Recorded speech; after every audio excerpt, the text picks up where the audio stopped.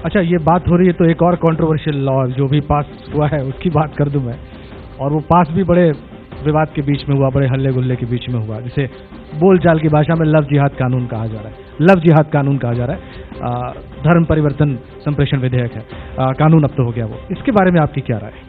आप उसको लव जिहाद का नाम दे रहे हैं, कानून की शब्दावली में लव जिहाद कहीं नहीं है। जी मुझे मालूम है, इसीलिए मैंने उसको बाद में बताया। धर्मांतरण विरोधी कानून है, और इसमें क्या है कि किसी को बहला फुसला करके, जोर जबरदस्ती करके गैर धर्म के लोग शादी नहीं कर सकेंगे।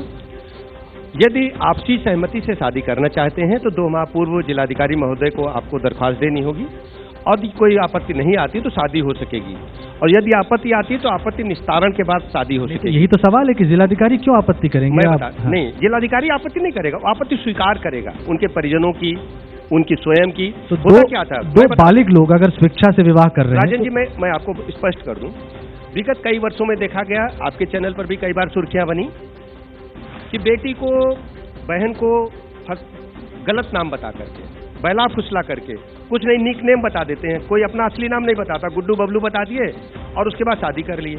शादी करने का जब समय आया तो कहे तो हम तो मुस्लिम हैं, तो आप जो है धर्म परिवर्तन कर लीजिए तभी शादी हो सकेगी। तब तक इतना आगे लोग बढ़ चुके होते थे, शादी हो जाती थी। शादी होने के बाद जब वो गांव मामला पहुंचता था तो सामाजिक विद्वेष पनपता था, कई जगह लड़ाई झगड़े होते थे, लाठियां चलती थी, और तो और कई जगह दंगे फसाद की नौबत आई, लॉ एंड ऑर्डर के लिए चुनौती बनते थे। हम आपसे पूछना चाहते हैं, आप शादी सहमति से कर रहे हो तो कोई रोक तो है नहीं?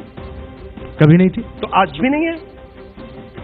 लेकिन जब 2 महीने पहले आप जिलाधिकारी को बताएंगे कि मैं अमुक व्यक्ति से, अमुक पुरुष से या स्त्री से विवाह करना चाहता हूं, ये बताने वाला एक बालिग व्यक्ति है, ये बताने वाला अपने विवेक पर अपना नियंत्रण रखता है, उसको मालूम है भारत का संविधान क्या कहता है, कानून क्या कहता है, तो उस जिलाधिकारी को क्यों बताए? मैं बता रहा हूँ, होता क्या है कि जब हम 18 की उम्र में होते हैं या 21 की उम्र में होते हैं, लड़कियों की इसी उम्र में शादी हो जाती है। 18 की उम्र में उसको बहला फुसला करके गए, हम डीएम को दरख्वास्त दे दिए।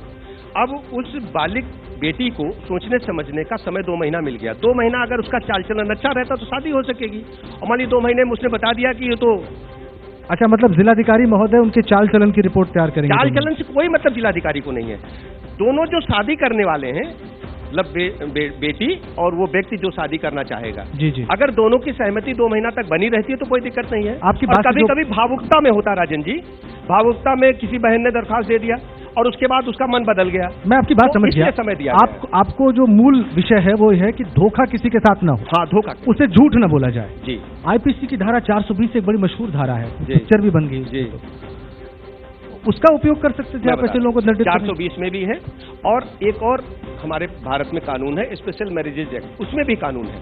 लेकिन उस कानून की सजा इतनी छोटी है कि लोग शादी करके निकल लेते हैं और कोई पुलिस उनको पकड़ने में आती, 7 साल से कम की सजा है।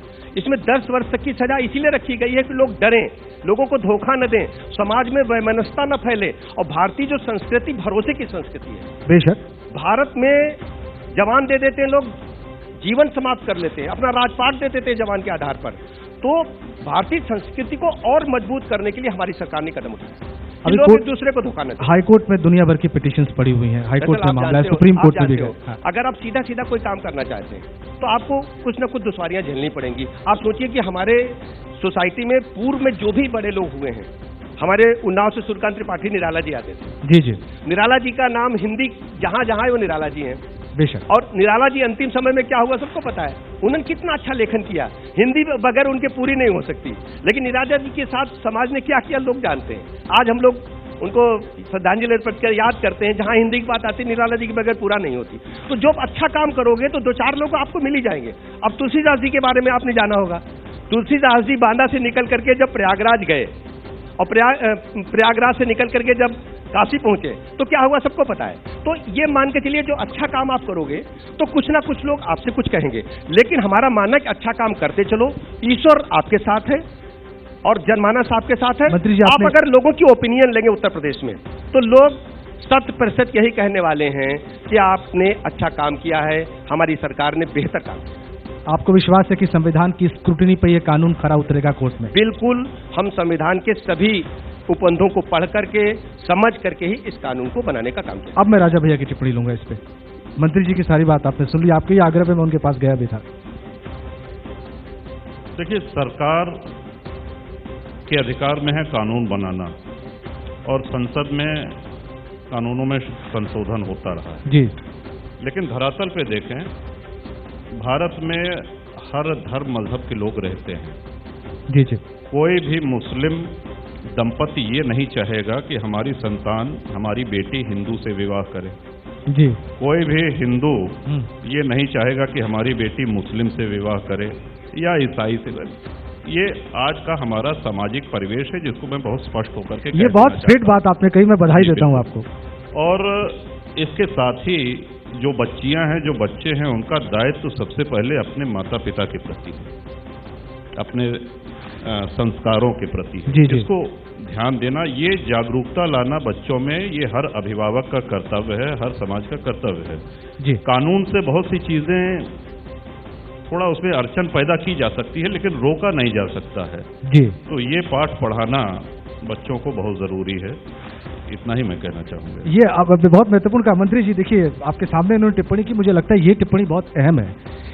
सिर्फ जो आप विषय एड्रेस करना चाह रहे हैं इस कानून के जरिए, वो सिर्फ कानून से संभव नहीं है। मैं बिल्कुल सहमत हूं, बिल्कुल सही टिप्पणी की।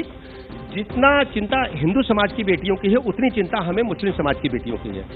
कई मामले ऐसे आते हैं कि मुस्लिम समाज की बेटियां हिंदू युवक से शादी करना चाहते, उन मामलों में भी गांव में लाठियां चली हैं, दंगे तक हुए हैं। उत्तर प्रदेश में है, उत्तर प्रदेश में कोई अव्यवस्था ना आए, इसलिए उत्तर प्रदेश ने कानून बनाया। अगर उत्तर प्रदेश सोचिए सही है, तभी तो देश के कई स्टेट लगातार कानून बनाने के लिए आगे आ रहे हैं।